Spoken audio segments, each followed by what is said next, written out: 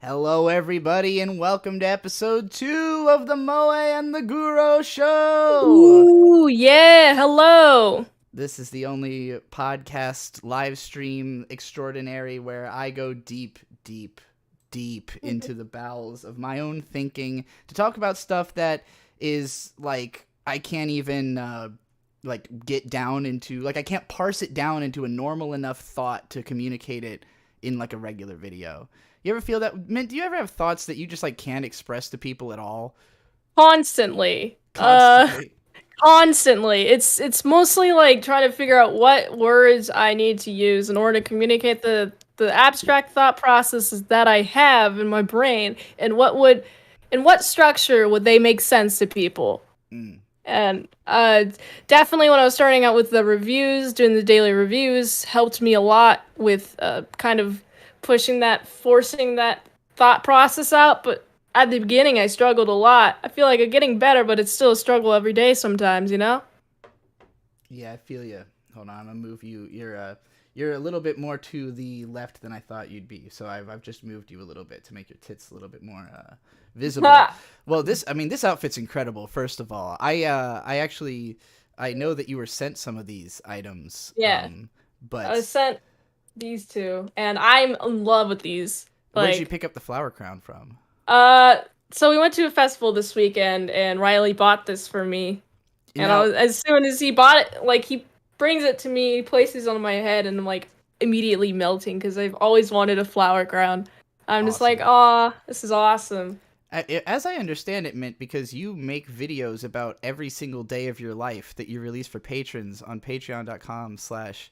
ASEpresents. So yeah. People could actually watch you, like, the story of how this flower crown came about, basically, on that. Yeah. On ASE Presents. And it's only $3 a month. And you get many. You get them daily. And I mean daily. Yeah, and literally it's a nice every day story. of Mint's life is chronicled on her Patreon. So yes. It's impressive. And you also are going to be wearing this flower crown in a review of Midsommar that comes out later tonight. Yes. I'm very excited. I'm wearing this outfit. I have a flower skirt. The flower skirt has appeared in some videos, but this is like a perfect video for the flower skirt. Mm-hmm. It's like, man, I love it. Yeah, so you do movie reviews over on the ASE Presents channel every day, as well as chronicling your life on Patreon, and we can see more of you in or out of that outfit on fansly.com/titsmintsalad. Yes. As well. So there's lots of Mint content out there if anybody needs to see more of this beautiful at least 3 daily mints. You gotta have 3 mints in your life, right? It's like a lasagna. What is it? What is the thing that clears your throat? A lozenge? Yeah, a lozenge. Yeah, it's like a lozenge. I could use one of those. At least 3 lozenges per day that are mint flavored, mint salad flavored specifically. So go check out the Patreon at patreon.com/ASEpresents.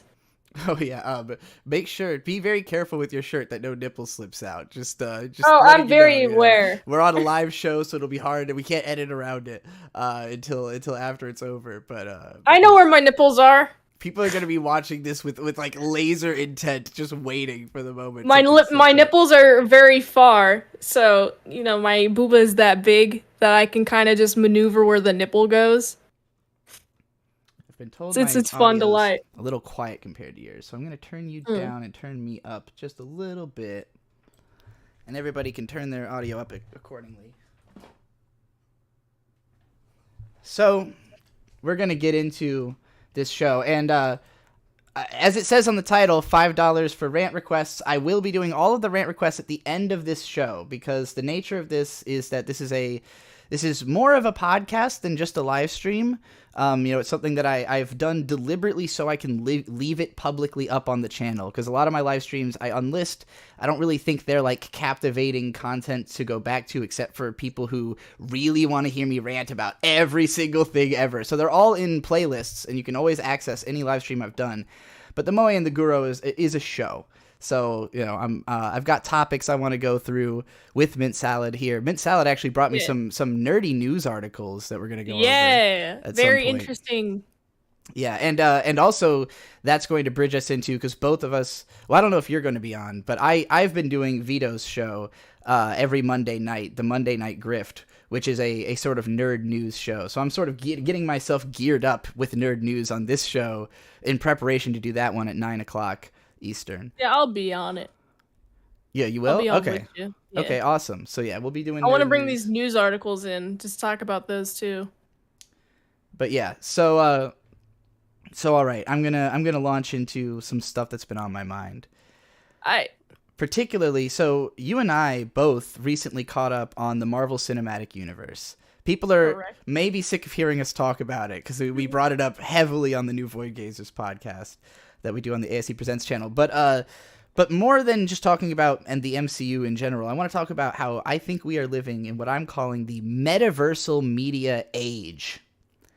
We are in the age of the media metaverse. And the reason I'm not using the word multiverse is that it's bigger than that, where like even Marvel, it gets kind of meta, but it's fairly restrained. It's trying to tell a story that is like believable, I guess. Maybe believable's not the word, but has like a certain amount of oh fuck, I forgot the word for when something is believable, but it's like a fancy pretentious word that that's more specific to storytelling. Inconceivable? No. The opposite of that? Yeah, well, you just, yeah, exactly the opposite of that. No, it's a big word that I've used many times in my videos and is now slipping my mind. It doesn't matter. So these movies are trying to be like normal enough that regular people can understand them, but what regular people can understand keeps changing year after year, and people understand more and more, and particularly like crazy sci-fi concepts.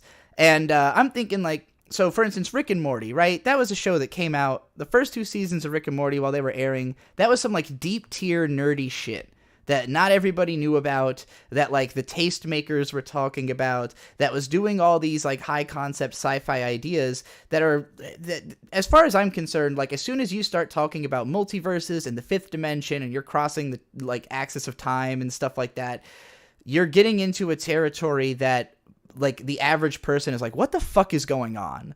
Like even the movie Inception, when that came out, like just the concept of dream layers that occur at different like time intervals compared to one another was enough to make a lot of people go, what? Or The Matrix. A lot of old people did not get The Matrix, but I saw The Matrix when I was like 10. So I'm like coming into the, I'm going into this era of media already with the thought in mind, like we all might be living in a simulation. And like now we've got like, one of the richest, most famous people of all time, Elon Musk, saying things like, we probably all live in a simulation. And so, like... Yeah, you might know something about that. We're just at the point where, like, 15-year-old kids are growing up thinking, like, we're probably in a simulation. Like normal 15-year-old kids, not just nerdy kids who've seen The Matrix, because everyone's seen The Matrix. But, like, that's the world we're in now, is, like, nerd media is so critical and so, like...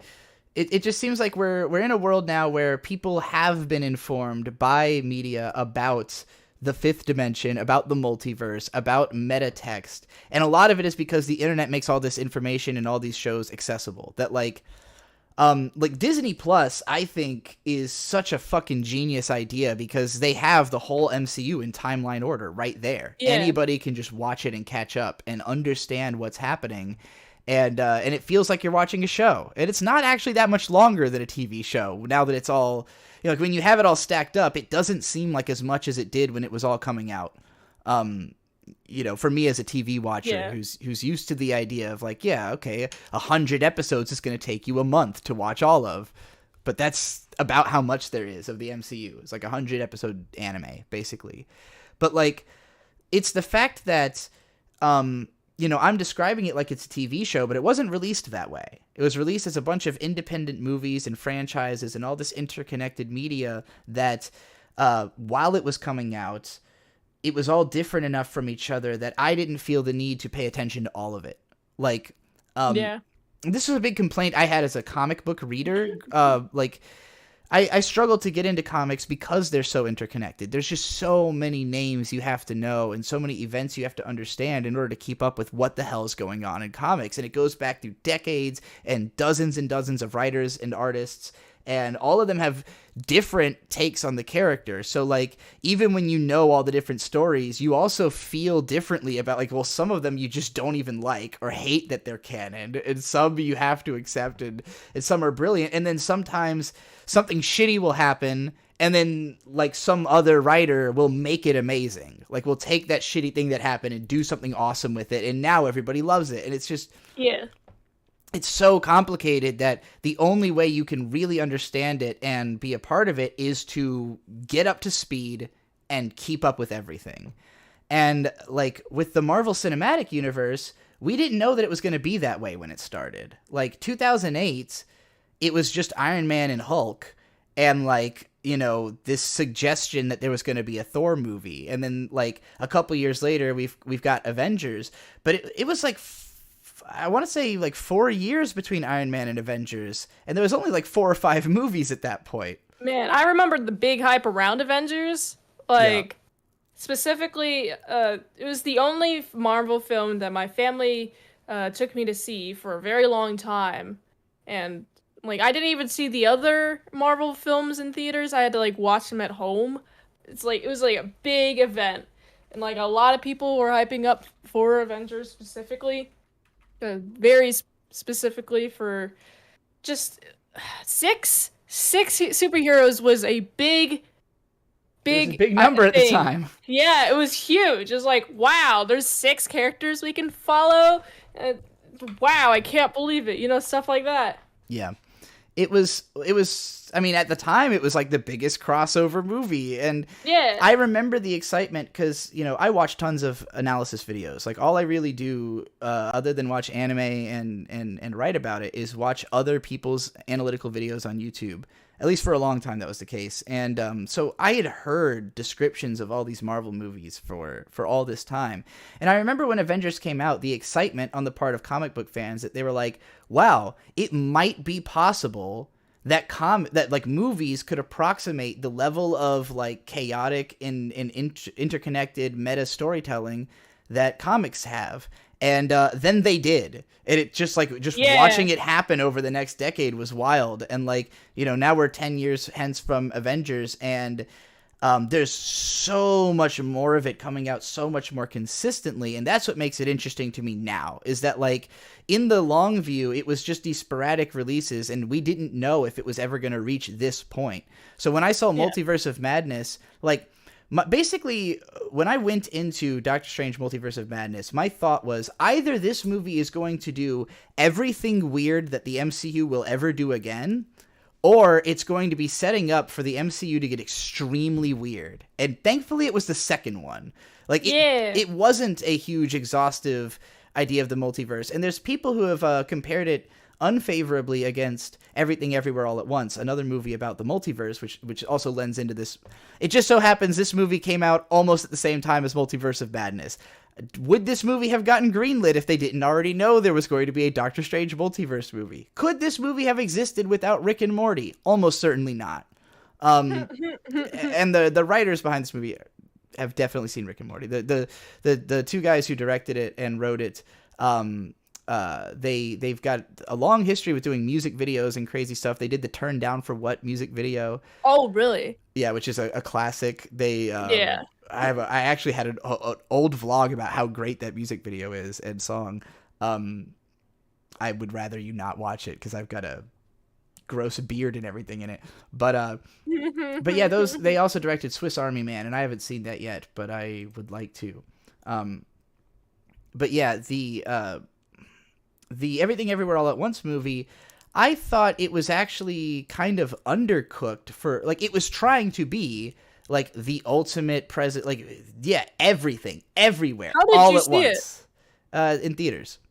Oh, I went and saw it's it. only in like it's only a select few theaters. I have to drive an hour and a half to go see it. Holy shit, that sucks. Yeah, that's consequence of being in the middle of nowhere, Kentucky. Yeah. Around here, it's showing in all the theaters. So that makes sense. Yeah, it wasn't difficult, but the movie is quite long.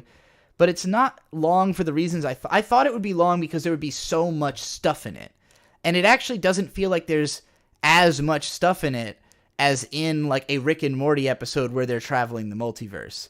So it left me feeling kind of like this movie was meant to be an introduction to the idea of multiverse. Like, it feels like it's a movie for your parents to watch. Like, it's a movie for moms, first and foremost. And then for, like, the movie feels like a letter from a child to parent, in a way. So, like, I would love to show that movie to my mom. I think she might get something out of it, and she would be able to follow it and understand, and it's hyperactive enough that she would be entertained, but it's not hyperactive enough that I was consistently entertained the whole way through. And Bird passed out for like an hour. Bird passed out for like an hour in the middle of the movie and missed nothing. Like still understood what was going on when he woke up, because like there was most of it is, I mean, a lot of it is just fight scenes. Like it's mostly like a kung fu Jackie Chan type movie. Okay. And it's like the comedy is mostly like they're fighting, but there's guys fighting with butt plugs hanging out of their asses and stuff. Like, did you count how many fight scenes there were? I did not. There's at least 6 or 7. Count when I go. 6 or 7, okay. Yeah. I'll know which portions. But did you hear what I said about the guys fighting with the butt plugs sticking out of their asses? Dildos. Yeah, that's normal. That's normal. You're okay with. You're just like, yeah, whatever. It's the multiverse. Anything could happen. That is kind of how I felt, though. Like, it was the stuff that the movie does that's like meant to be like so over the top that it must be the funniest thing in the world, is stuff that, like, if my mom saw this movie, she'd be dying. Like, if she saw the butt plug fight scene, she'd be dying. I watched it, I was just like, okay, well, like, the choreography, though, is still very standard. And, like, you know, if this was a Jackie Chan movie, they would have done 300 takes to make sure it was perfect and not corrected through CG and stuff like that. So, like, I'm looking at it from the perspective of I've actually seen the movies it's making reference to, and those movies are better. So it's a little bit off, you know. I'd give it like a 8, probably like an 8.5 out of 10.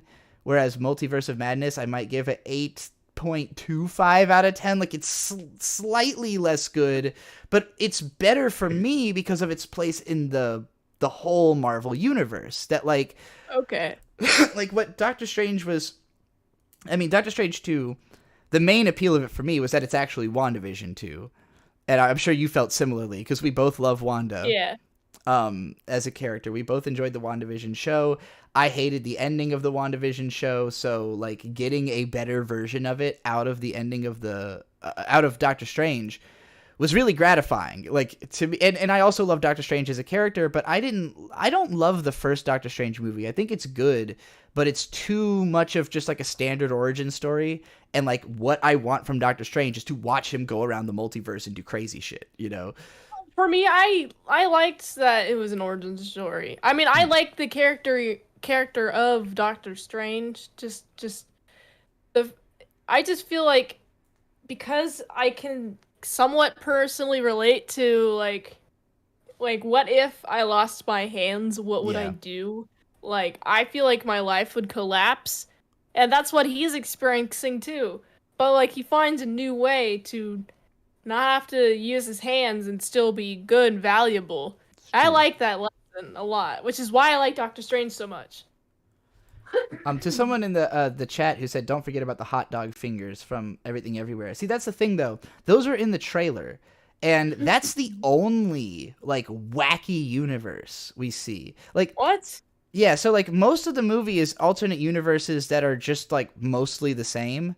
The only time that we see another universe where it's like something is really ridiculously different, it's just everyone has hot dogs for fingers, which is a very Rick and Morty gag, but that leads me to expect there to be way more, because when Rick and Morty did this, it's like they jump through a universe and there's a place where it's like people are chairs and pizza is phones and phones are people, and then the next universe, phones are chairs and pizza is people and people are phones, you know? Like, that was way more advanced to me conceptually than anything that happens in Everything Everywhere All at Once. So, like, oh boy, it definitely felt to me like it's more of a character drama, it's more of a family drama. It's not as much of a like multiverse exploration movie as I was kind of hoping, just because of the fact that so many people had said, like, oh, I thought it did multiverse even better than Doctor Strange. And I disagree, because to me, the point of the multiverse in Doctor Strange was that it was introducing the multiverse into the Marvel universe. Like, it's the start of them doing the multiverse. It's not the end. It's not, and that is such a huge distinction for me, where, like, because Doctor Strange 1, there's the whole part where you have, like, the mindfuck DMT trip where he gets, like, out-of-body experience and sees, like, all of fucking time. And that part was a total trip, and I loved it. But I was worried that, like, Doctor Strange 2 was just going to be, we're going to do that, but for the whole movie. And then it'll be exhausting, and I'll never want to see it again, you know? But instead, it was like a few little interesting ideas that had ramifications for the characters, and most importantly, set up for how the MCU is going to make sense for the next 30 years. Because as these actors continually retire or are out-contracted or turn out to be pieces of shit that they don't want to work with anymore, there needs to be a way to replace them without losing the intellectual property and the heroes, and still making sense. Like, all of this has to make sense together, which is really hard to do. And there's, you know, early hiccups. They had to replace Colonel Rhodes' actor. It's a little weird going from Iron Man 1 to 2, same character, different guy, you know, but, like, that's the kind of thing they're trying to set up to not be a problem anymore, because they can say, well, here's, you know, okay, yeah, we killed off this universe's Doctor Strange so that Benedict Cumberbatch can fucking go do something else, but now we've got another one, you know? And so there's always, like, reasons that this whole thing can keep making sense, and the reason comic books are able to be so ridiculously meta is that they're constantly making excuses for how it all makes sense. And as the movies are now doing that, and they're getting to a level of, it makes sense because there's fucking infinite universes, I'm excited about that. Yeah, me too. I want it to be explored even more. I want more trippy visuals, for sure. Just more, all of it. I mean, I know you say you don't like all of it to be trippy. I want a little bit more than just a few to be trippy. Like, I just want a world where the trees are just weird psychedelic mushrooms or something. Yeah, that's just walking around. You want a Elder Scrolls Morrowind world. I don't know if you know, but that game has that. But the I watched, so because I've been on Disney Plus, I put everything that looked interesting on my watch list, and I watched the first episode of the Silver Surfer cartoon that had to have been from, like, 2000 or 2002 or so, because the CGI is, like, that era. But it starts off with a monologue from the Watcher, who also monologues the intros of the What If episodes, just talking about, like, Galactus and this, like, ridiculous threat that it poses, that Galactus poses to to the universe. And like, basically the whole first half of the episode is so distant into the universe and so aesthetically dissimilar from anything on Earth that it felt wholly alien. And, like, they're using CGI deliberately to make stuff look weird. So it's like everything looks fucking weird. Everything is like, whoa, what the fuck's going on? And you've got the Watcher doing, like, a clear Carl Sagan from Cosmos impression, like, the universe is very vast, and you don't know what the fuck's going on, you know? And, like, I was like, wow, this is... Fuck? No, but I was like, this is where they're going. Like, this is exactly what Marvel Universe is going to be now that we're at this, like, beyond galactic scale where, like, you know... It was actually shocking to me, because I've been watching them again in chronological order, when I got to Guardians of the Galaxy and realized that, like, none of the movies up to that point had just, like, taken off from Earth and never come back that way. You know, and then, like, seeing Captain Marvel, where it just, like, starts off on the Kree planet, and it's, like, a while before we actually, you know, come back to Earth. So, like, I think we're setting up for the ability for, like, there to be movies that just aren't worried about Earth, that don't feel like they have to be as relatable to people who aren't familiar with what's going on in the MCU, because more than enough people are familiar with what's going on in the MCU, and that's so powerful. And, like, I don't think people are going to understand how good this thing actually can be until it's been this good for another 10 years. And then people are going to look at this like, this is the greatest media empire ever. Like, Because I'm at the point now where I see it and I'm like, yeah, it has lived up to the potential. Like everything they thought they could accomplish, they've accomplished way more than that. So, Yeah. you know, as long as people are still excited about it, I think it'll stand the test of time. But as I get excited about the MCU, I see lots of other people who are very done with it, who are like, nah, you know, Endgame was the big come. I'm done. And I'm like, no, Endgame was the start for me. You know, that was proof of concept that movies could get this ridiculous, you know, and that's all I want. As an anime fan, you know, and someone who has read comics and manga and stuff that just goes so far beyond the impossible, like that's what I want. And the more people, again, like it's important to me that mainstream media becomes weird, because the weirder mainstream media gets, the easier it is for weird stuff to become mainstream, you know? Yeah. So oh man, that feature's gonna be great. Exposure. What weird stuff do you want to be oh man, normal?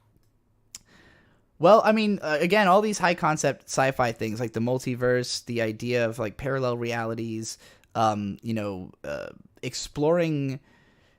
Basically, I think that right now we're limited to the fact that, so I think about a movie like Everything Everywhere All at Once. That movie has to spend a lot of time explaining the multiverse. Like it takes, there's a ton of expositional dialogue about like why and how all this stuff functions, and it's often repetitive, where like I felt like I got the point right away and I didn't need any of the explanation that was going on. And so I understand why, like, the thought is like, okay, well, most people haven't thought about any of this shit yet, so we have to explain it all. But again, this is a place where like Doctor Strange actually didn't feel like it had to explain as much, because they're like, no, you know these movies are crazy. You know that they're going to pull some insane sci-fi shit. There's already been time travel. There's already been, you know, Ant-Man going to like below molecular size, which is how time travel's unlocked, I believe.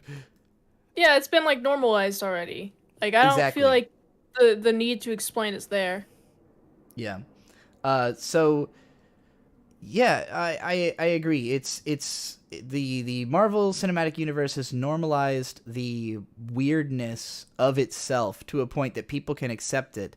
And like, I guess I understand that there's a lot of people are concerned that stuff can only work if it's in the MCU. That like, oh, well, I would love to see another movie that expands on these ideas and really fleshes them out.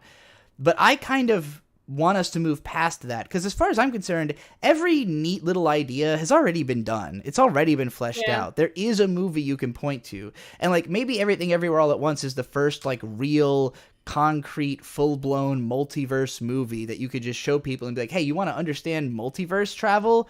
This movie will explain it, and now you'll never need a primer again. But like, you know, I feel like beyond that point, I want to see it used in more subtle ways. I want to see movies that aren't about the multiverse, but involve the multiverse. And that's why the Marvel thing fascinates, like why it's so interesting to me is like you can have a movie that is just exists to establish a concept, but then that concept is in all the other movies, you know, and so the more dense it gets, the more fulfilling it is when like a new character shows up into that world and interacts with all of it. Like Spider-Man being introduced in Civil War, like immediately Spider-Man is like his origin story involves Tony Stark. I guess that's why Doctor Strange bothered me rewatching it. It's just that it didn't involve anybody else. It was an origin story just for Doctor Strange, and like I was at a point already where I'm like, the most fun part to me is seeing how they all interact and why people end up in other movies. Where like Thor Ragnarok was so much fun because it was a Thor and Hulk movie,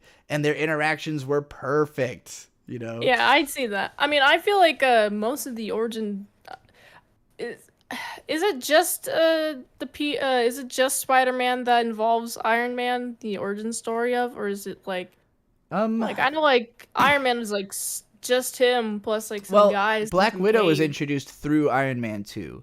So like so that movie you could kind of look at as in, she wasn't like established as Black Widow yet, but at the end she reveals herself to be an agent of S.H.I.E.L.D. and then she's still around in Iron Man 3 and in Avengers. So which actually is like going back, I had totally fucking forgotten. I had not realized that Black Widow was in that movie at all until I went back and I was like, "Oh my god, she's been here this whole fucking time. Like she's been here since the second movie."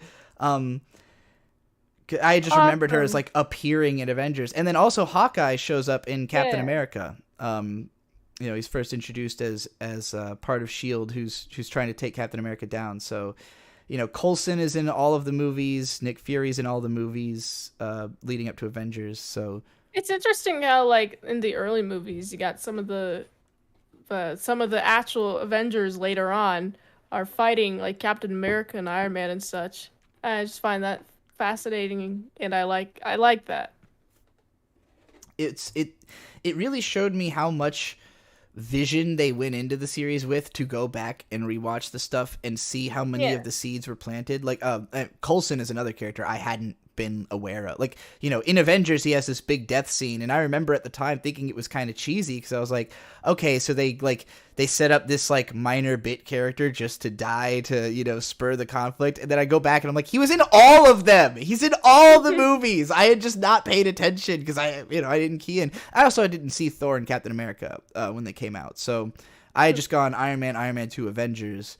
So it was a lot less impactful for me at the time, and now that I've gone back, it's like I get it. I get why people were so excited and like where all the where all that went.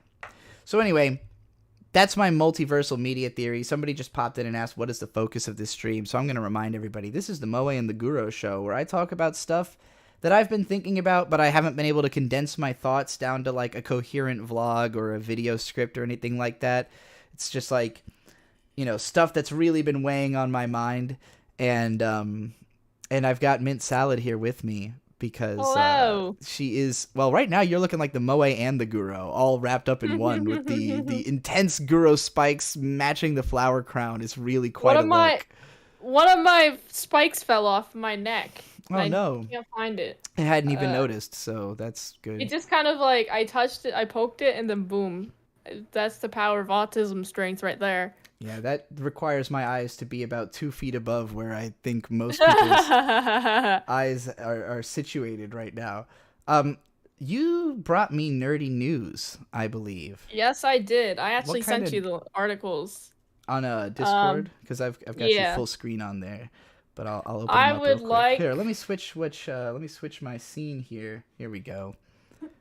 All right.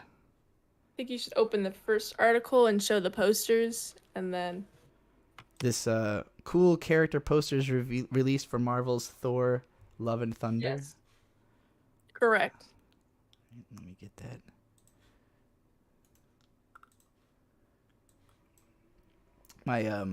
My Brave browser is very silly. Every time somebody sends me a link and I click it and it tries to open in Brave, then it like opens you can update your Brave browser. Did you know that? And I'm like, why? I'm using it right now, I think.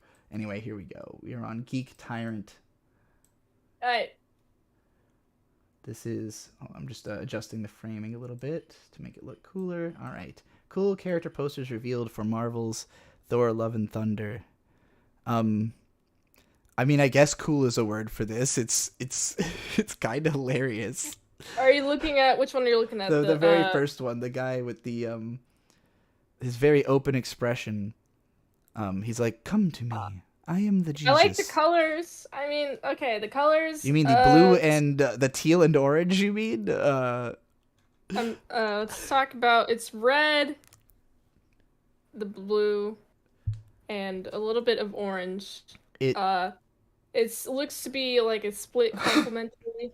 Yeah, I mean, teal and orange is the language of blockbuster film, basically. Teal and orange. I fucking can't watch movies from the 2000s. I can't.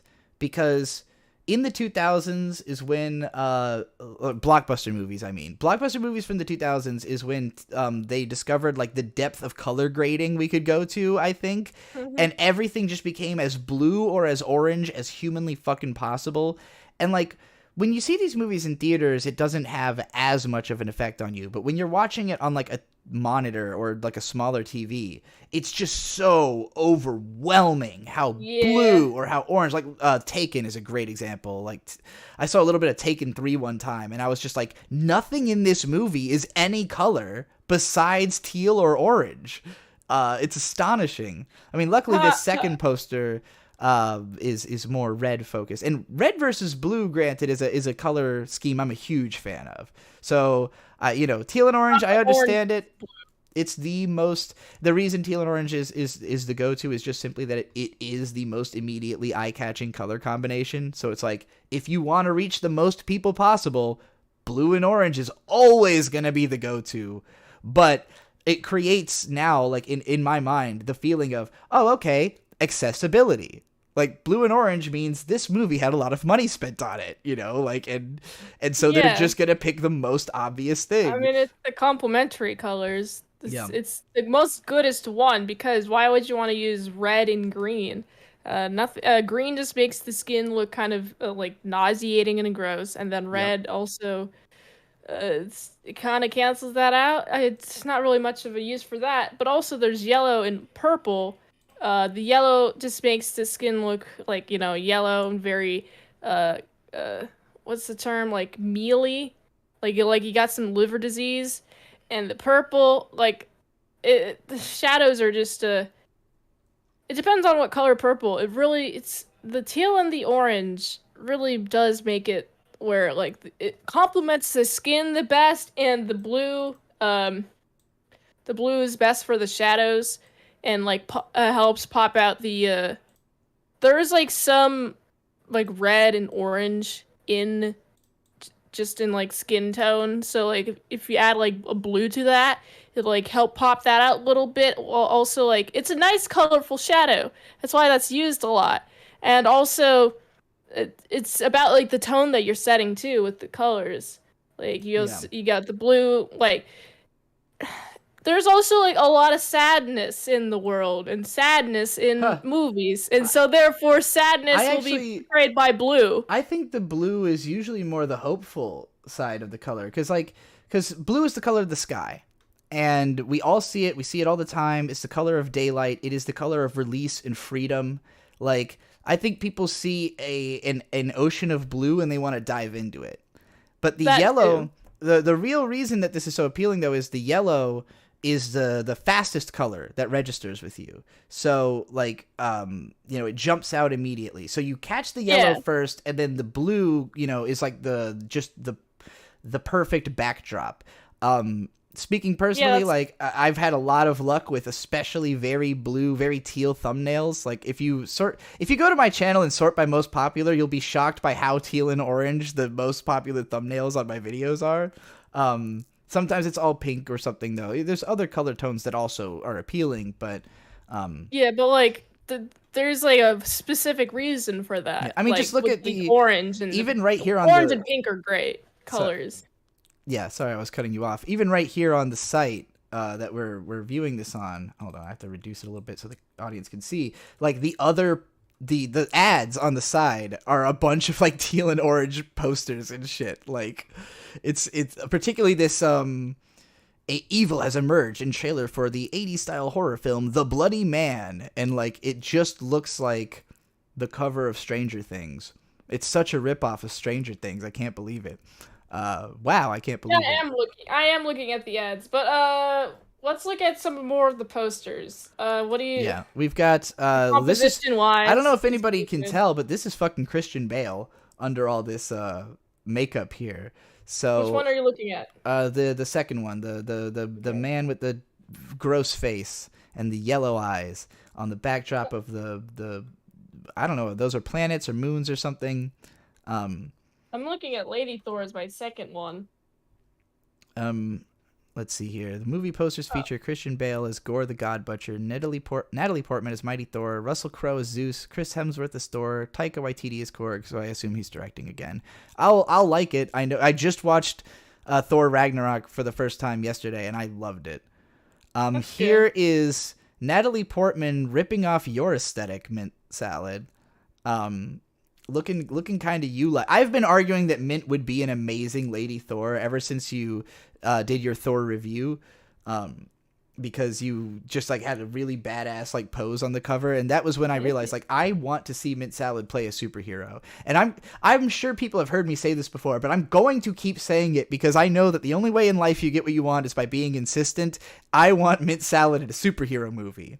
All right, she's 21 years old. She's in the prime of her life. She works out every day. She could even probably would be willing to do some of her own stunts. She's not a prima donna. You know, get her into the MCU. I don't know what that means. It means you don't whine and bitch about everything you have to do every single time. Okay. But anyway, so we got Natalie Portman here. Looking. Oh, that's Natalie Portman. Yes, I didn't recognize her with the blonde. They fixed her fucking hair. I hated the way they made her look in the first 2 movies. I get they're trying to make her like dumpy scientist girl or whatever. It sucked. Like, just Natalie Portman doesn't look like a person who would ever wear her hair that way. So it was driving me insane. Like, the first 2 movies, like, Natalie Portman's a difficult actress, I feel like, to get right. You know, she's very stoic. She's sort of distant. You know, she's great in a role like Black Swan, where it's really taking advantage of the way that she is. Or even when she was a kid in Leon the Professional. Natalie. But, like... Yeah. In the Thor movies, it's like they cast her as a comedy character, and it just never clicked with me. I like the look of, like, she makes way more sense to me to actually be Lady Thor and have this look, and you know, it feels like this character might finally click into place just looking at this movie poster. Thank goodness. Is her name Lady Thor or Mighty Thor? Mighty Thor is what we're Mighty going with Thor. Here. Yeah, Mighty Thor. That's the letters on the packaging for her. Like, Thor's is Thor, and this is Mighty Thor. Like, get an adjective and everything. Very special, Natalie Portman. Congratulations. Russell Crowe is playing Zeus. This is Zeus. Okay. Oh. So I kept looking at because at first I didn't immediately register that this was Russell Crowe, but I recognized his face, and I I kept thinking, isn't he already in the MCU? Like, yeah, I was just about to say that. But isn't he Peter Quill's dad? Does look like that guy. I don't think that's him though. Okay. Russell Crowe is in he's in the Hateful Eight. Oh. He was the guy with the big beard in that, I think, if I'm not mistaken. I hope I'm not fucking that up. I'm trying to open his filmography real quick. Hold on, let me just bring this tab over so we can all see what I'm doing. Let's see here. What was he in recently? Zack Snyder's Justice League is Jor-El. And is that the... He was in The Mummy. Noah, I didn't see any of this. He wasn't in the Hateful Eight. I'm definitely mistaking him for somebody else in that case. What the fuck have I seen this dude in that his face is so goddamn recognizable to me right now? I feel like it must have been something recent. Yeah, he just seems like the dad from the second volume 2. Man, they look very similar. But... he's Gladiator, right? Yeah, that's why I know his face, because he was really big in the... Kurt Russell, similar names. Yeah, that would be why I got them confused. Similar names and beards at this point in life. Okay. Chris Hemsworth, looking badass. He's only looked hotter with age. Every movie he looks hotter. So, I would agree. He's got the defined cheekbones. Yeah, that's because in the... Russell Crowe and Kurt Russell? What? Yeah, I do confuse Russell Crowe and Kurt Russell. Figure that out. Yeah, we figured that out. I started laughing at you. Riley came in to correct me. I'm like, but we already figured that out. He's like, yeah, I have to laugh at it anyway. Yeah, but Thor, in the first movie, he's very babyface. And then the second one, he looks a lot better, but that movie sucks. And then Thor 3 was lit. And we got fucking Rock Boys coming back. Oh, it's Taika Waititi. Yeah, what's his fucking name again? Korg. Korg is he's great. Perfect voice role, him. Delightful character. Would love to see him actually fleshed out into like a character. You know, that'd be fun. I mean, I just love all the colors for all these posters because I'm personally a big fan of all these colors. I am too. And then, I know I get you, but it's just that everyone's a fan. These are just the most satisfying color combinations that there are. Yeah, exactly. I know what's up. Is she just called Valkyrie? Is that Tessa Thompson as Valkyrie? I guess she's just called Valkyrie. I guess it wasn't clear that she died in the last one. Did she die? Well, I she's thought here. she did. No, she's here. And I don't remember her dying. No, she's Valkyrie. She's a Valkyrie.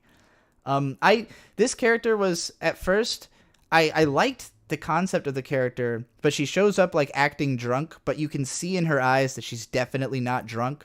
Just bothered me a little bit. But she was pretty fun. I like that she is a Valkyrie because I'm big into Valkyries as a She looks a concept. little drunk in this. Well, no, what I'm saying is that in the movie she was acting drunk. Oh. Like in Thor. Yeah, that's right. Yeah. In Thor Ragnarok, her thing was that she was a drunk. And so she shows up and she like downs a whole bottle and she's walking all like sloppy. But just as somebody who's been around alcoholics a lot, I can tell when you're not drunk. A sober person trying to act drunk. One of these posters has 2 goats on it.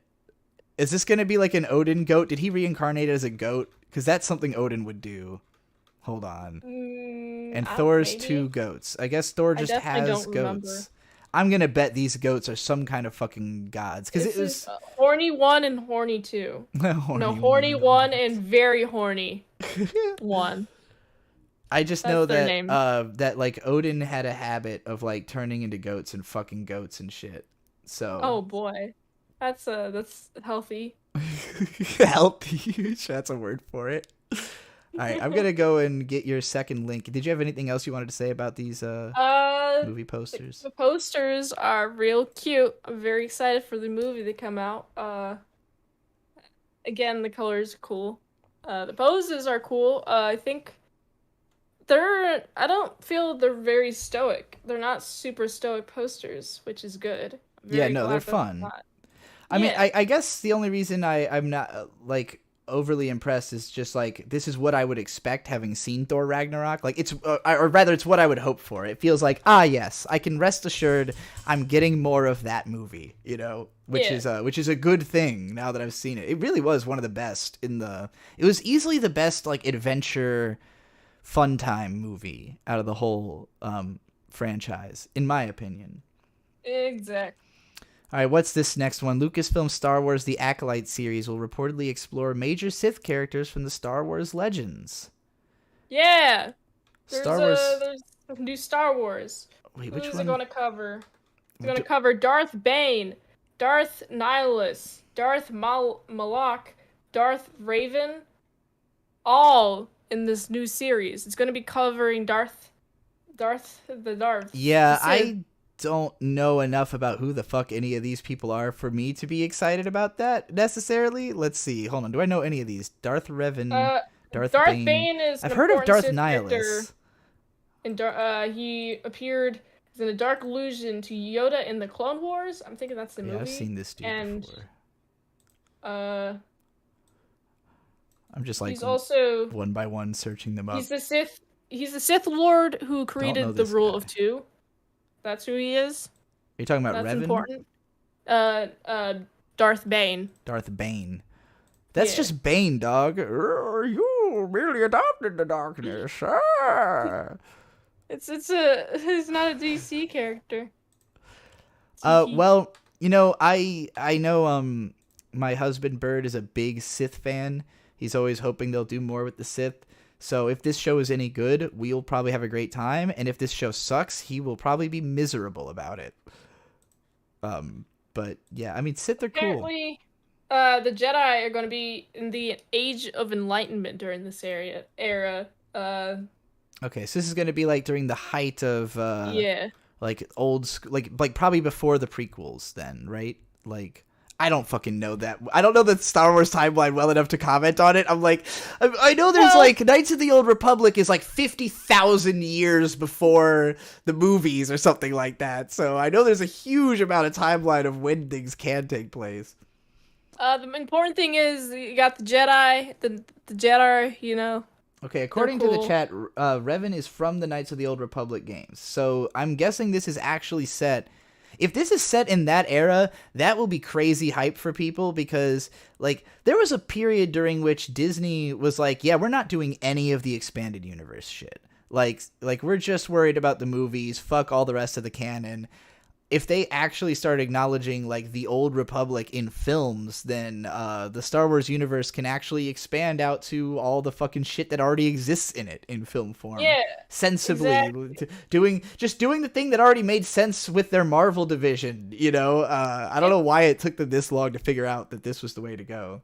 Yeah, it's gonna be more like it says they're taking a look at political and personal and spiritual things that come up during this time period. It's gonna be asking, how did things get to this point? Whenever you're watching the Phantom Menace, I guess you're supposed to watch this and then watch the Phantom Menace and be like, oh, how did things get here? That makes perfect sense to me, because that's already like Obi-Wan is basically just trying to bridge the gap between the prequels and the original trilogy. It's just like, how did Obi-Wan get from here to here? This is the story, you know. So it does make perfect sense that they would try to lead up to the originals as well. All right, let's move on to the next article. All right, next article. Amazon will finally deliver packages via drones for the first time in the U.S. later this year. Well, oh boy, I thought they were already doing that. I guess I just don't. I don't know what the hell's promised going on. They promised it a year. Like it was a whole thing. Like in like 2012 or 2012. It was like, oh, Amazon deliveries, and it was like a whole. It's definitely been in some media for a while, just the concept of Amazon drone delivery. Like, I can think of specific, like, Family Guy episode whenever I say that, but, like, finally they're doing it. Like, I'm thinking about wasn't there, like, a South Park episode about shooting drones? There was an episode of something about shooting down delivery drones. Yeah. I think, actually, maybe I'm just thinking of a Dick Masterson bit where he was, like, always shoot drones or something like that. Nearly a decade after first revealing its plan to deliver items via drones, Amazon is finally putting its technology to the test with deliveries to real U.S. customers. Wait, let me read it. Okay, go for it. Then it says, the company said Monday it is working with the FFA and local officials to get permission to do drone deliveries later this year in Lockford, California, a small town just south of Sacramento. Quote, once onboarded, customers in Lockford will see Prime Air eligible items on Amazon.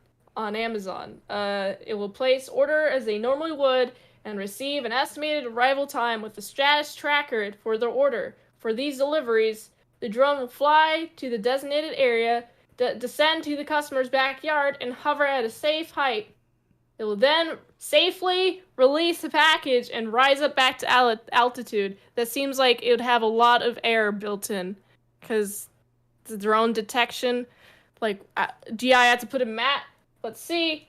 If I don't see, like, do I put a mat down? I guess that's, like, my big thing. Do I put a big old dot? Or is it just, like, kind of like the Kinect, the Wii Kinect, the Kinect camera, where you can kind of see, like, the distance from the camera? Is it kind of like that? Or is it, like, dot? They see a dot, and they focus on that dot? This can't go well, right? Like, I don't think it can.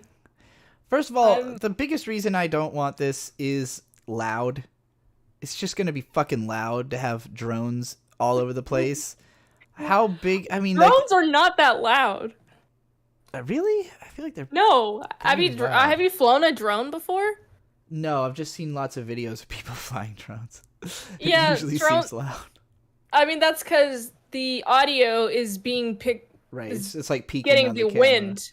Yeah, but drones themselves are not actually that loud.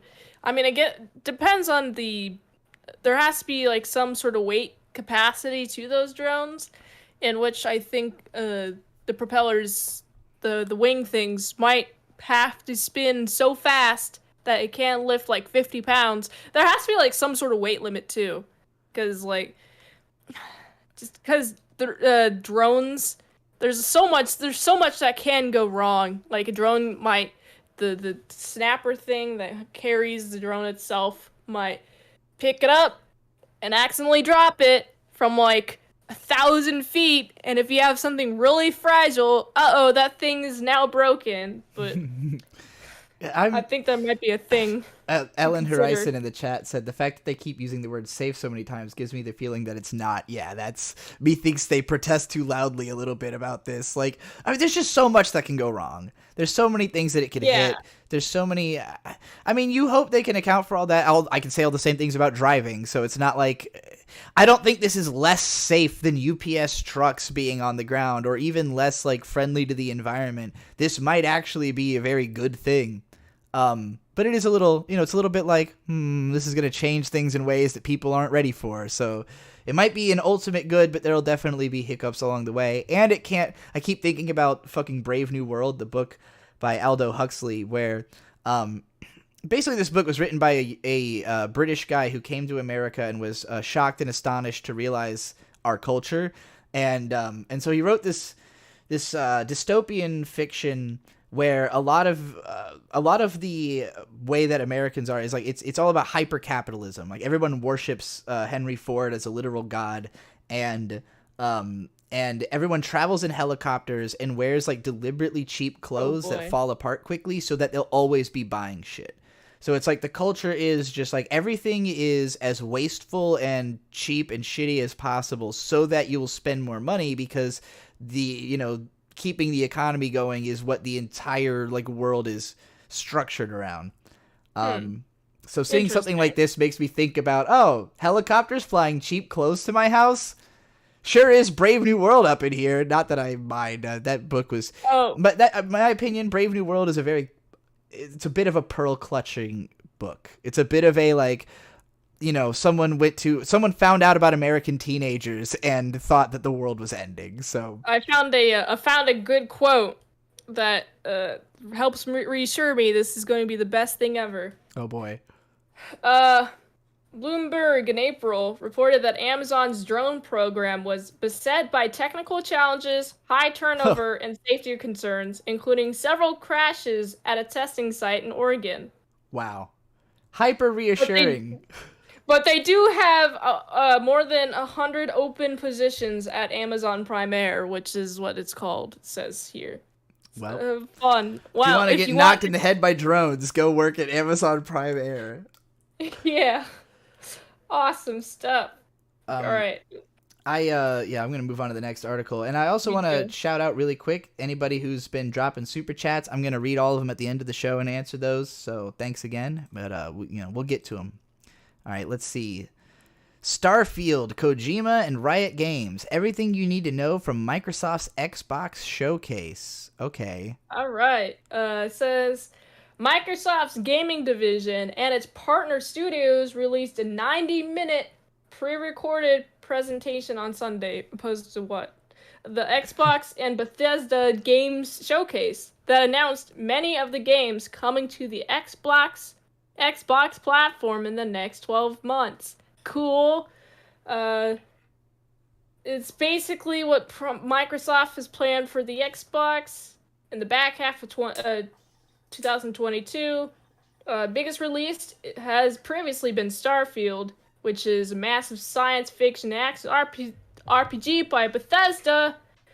It has been described by Phil Spencer, whoever that is, as one of the most anticipated games in Xbox history. I don't know who that is. He might be important. He's a big I'm pulling him up on screen. He is a business executive and the CEO of Microsoft Gaming. So yeah. Pretty big deal. Very big deal. All right. Cool. So his opinion's worthy.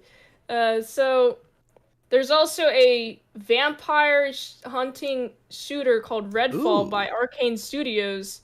But they were recently postponed to 2023. Let's see. I'm trying to get into this Kojima stuff. Let's see here. Yeah. Kojima Productions' previous release was Death Stranding, blah, blah, blah. Is he making a game? His unnamed project with Xbox as a game I have always wanted to make, but the project may take some time. Okay, so in 5 years there will be an Xbox game from Hideo Kojima is what I'm reading out of that.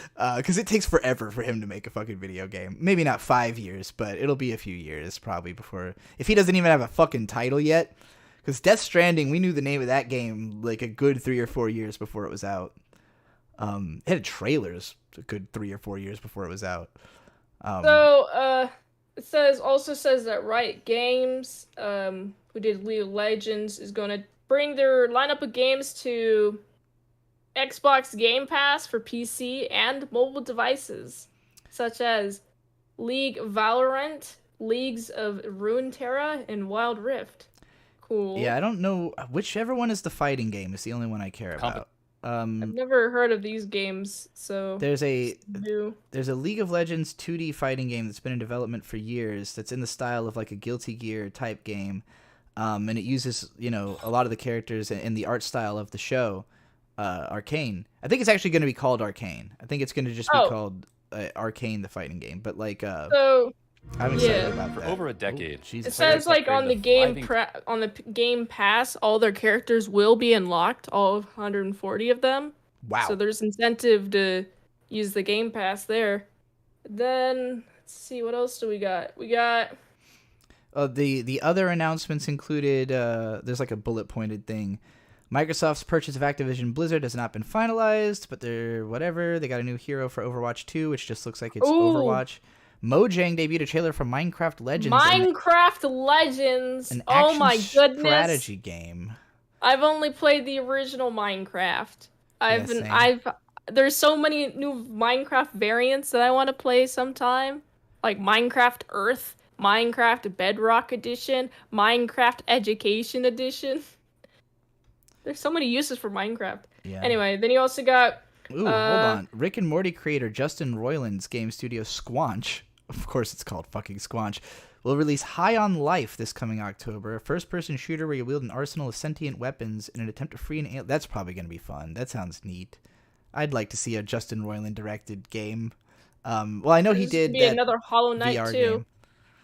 Oh yeah, Hollow Knight. I haven't even really played very far into the first one, so I haven't. I've played a little bit. I've seen my cousins play it a lot. But it's going to be a sequel called Silk Song. It's confirmed as a one-day release on Xbox Game Pass. Persona's coming to the Xbox. That's actually strange and interesting. Like, I guess they finally were like, we need a fucking popular RPG.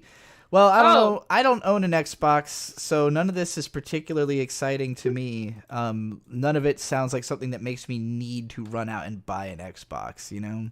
Like I was kind of I was kind of low key hoping, because I'm terrible and I want to spend money on myself, that somehow this would all justify me wanting an Xbox, but it really didn't. Surprisingly, I just need a more badass computer, honestly, you know? Yeah, that's should be it. What else? There's gonna be more car games, such as Forza. Forza? Is that what it's called? Forza Motorsport. Yeah, I think that's the games that have like the ridiculously good car art. Like, actually, I'm gonna tell a little Shirobako story real quick, because there's an anime series called Shirobako I'm a huge fan of, which is a show about making anime, and one of the main characters... Hold on, I need to make you full screen again. One of the main characters... Actually, let's just switch, because we're pretty much done talking about this article. We're going back to just showing the two of us. One of the main characters in Shirobako is a CGI artist who... She finds herself working at the entry level of a studio where they create the CGI cars for... Like it's sort of implied that they're doing it for like the Forza games. Like it's the highest level CGI car crafting studio. But because they are so particular and so detail meticulous on these cars, like all she's doing is detailing tires. That is her whole job working for the studio, is just detailing tires on 3D models of cars. And they're like, well, once you've worked here for 2 years, you might be able to step up to like body work. Like that's the level of, like, you have to be the ultimate car artist to advance at this company, because the company exists solely for the purpose of creating perfect 3D car models. And the reason is they're all used in multiple things. Like, it might be made for Forza, but then those models will be rented out to all kinds of other game developers or movie studios, or like whoever needs these super realistic CGI cars. This is where you get them from. So it was a fascinating, like, look into that side of the industry of, like, how much they care about, getting it right. And, like, why those games are so hype is that there's literally, whole studios dedicated just to making perfect car models for video games for those super passionate people who, are really playing these games so they can have a relationship with cars that they can't own. Like, cars that are too nice for them to actually have. You can experience them up close and see them in all the intricate detail and everything. So it's interesting. Oh man, I'm just looking at the other games. Like, there's gonna be Pandemic, which is a narrative adventure taking place in the medieval Follow. Also got, I'm just going through these real quickly just so I want them to be out there. There's also Flintlock, The Siege of Dawn. It's a character action game where you fight with a pistol and tomahawk to try and seal the door to the afterlife before the undead overrun the world. What was that? I was just thinking, a pistol and tomahawk. Interesting combination. Yeah, I like that combo. And then we got Plaguetail Requiem. It's a sequel to Plaguetail Innocence. A teenage girl trying to survive during the 100 Years' War. You gotta protect your little brother from British soldiers, the Black Death, supernatural rats that devour everything, and your own rising bloodlust. So that's fun. Then you got Sea of Thieves. Started 7th season of content on July 21st. You're captain of a ship, and you get to customize stuff and name vessels. And then you got Atlas Persona. It's porting its last 3 games to the Xbox, starting with the Persona 3 Portable. If you don't know what that is, high school students solve mysteries, maintain friendships, fight monsters, harness power of nice mythical creatures. Then Flight Simulator, to celebrate the 40th anniversary. You got a free update. It's planned for November 2022. You get to pilot biplanes, single-engine prop planes, Airbuses, helicopters, and gliders. I want an Airbus. And historic aircraft like the Spirit of St. Louis. And there's also another free update for the 2021 Microsoft Flight Simulator. You get to fly Pelican from Halo. That's pretty cool. Oh, I like that. And also any alien biome you want to fly. That's actually interesting, specifically because you can't fly those in Halo. Like, Pelicans are the dropships, right? Yes. I asked you because I remembered you know Halo. We're both Halo fans. Yeah. Have you heard anything about the Halo TV show? I haven't watched any of it. It looks cringe. It looks like it would be, everyone I know who likes Halo is like, this show has nothing to do with Halo, basically. I would like to watch it before having an opinion on it, honestly. Fair enough. I mean, I haven't seen it, so I'm going to say all of that was just other people's opinions. I've only heard from YMS and, movie critic types who like Halo, but we also got you got the Civilization builder Ara History Untold. It's going to the Game Pass for PC at launch. It's a strategy game. Have you ever played any strategy games? You've played Civilization, right? Yeah, I played a little bit of Civ 5 and Civ 6. Sid Meier's Civilization. What do you think about those? Because, like, I remember watching you, and, like, there was a time where Riley was, like, really insistent, like, we all got to play Civ 5, and, like, I watched the 3 of you play, and I just had no idea what was happening. I was like, I need to play the tutorial. I don't conceive of this game, like. I'm just, I'm not, like, the best at strategy games, but I do like strategy games. I just I don't strategize. I'm just, like, pick, because, like, it's just, Man, I'm just like seeing the things go by. I But want also, hold on. I want to read you real quick. Longtime viewer of this show, Robert Soros, in the chat said, "Damn, I'm gay, but this outfit made me reconsider." I really like that. Mid is out here fucking turning people straight. It is a great outfit.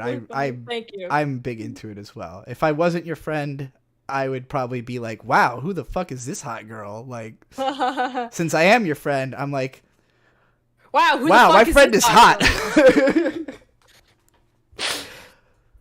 We also got Forza is doing Hot Wheels toys for July 19th. And also, there's new custom tracks along that. Light Your Frontier!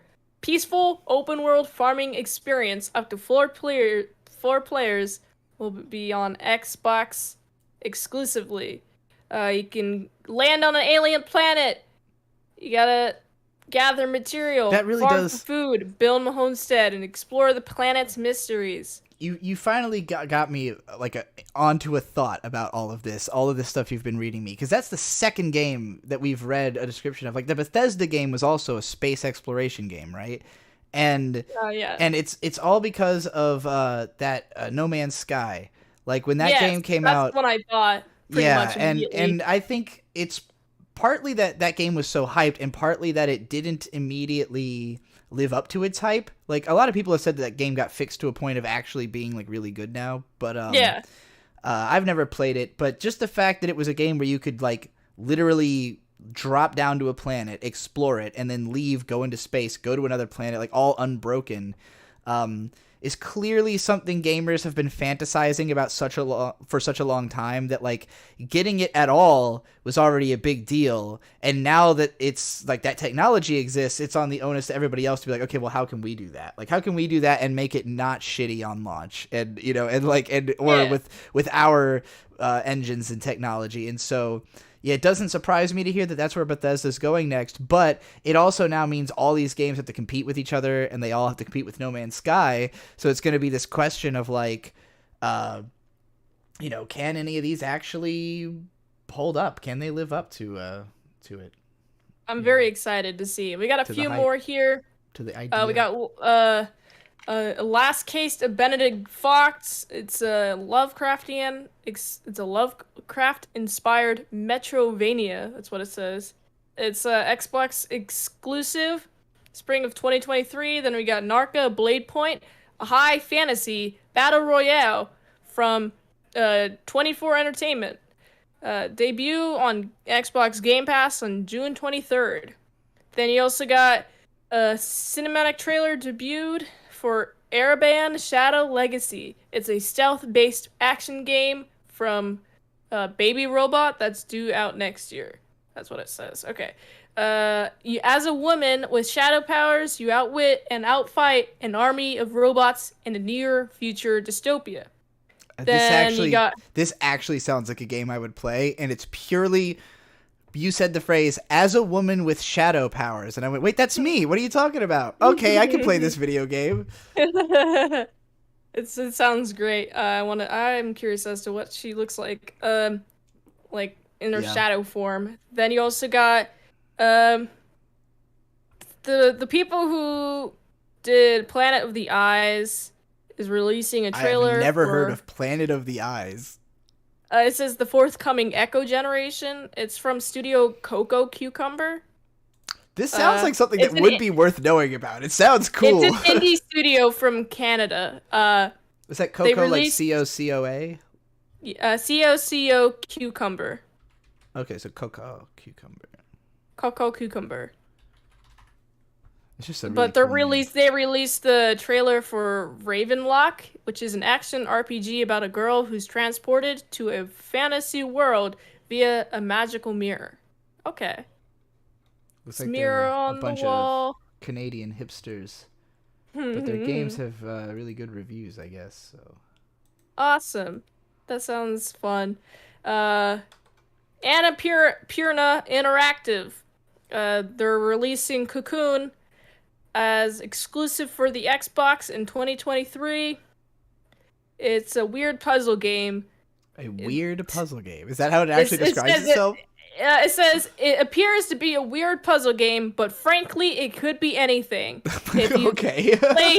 if you've played either Limbo or Inside, you know that's probably not a good idea to assume anything Oh, about. so it's from Cocoon. them. Okay, that makes sense. Limbo, and Inside were both like weird narrative-driven, like side-scrolling puzzle platformers. Okay.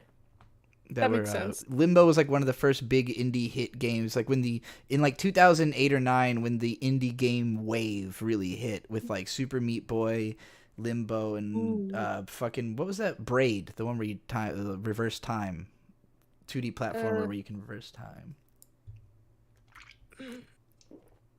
I don't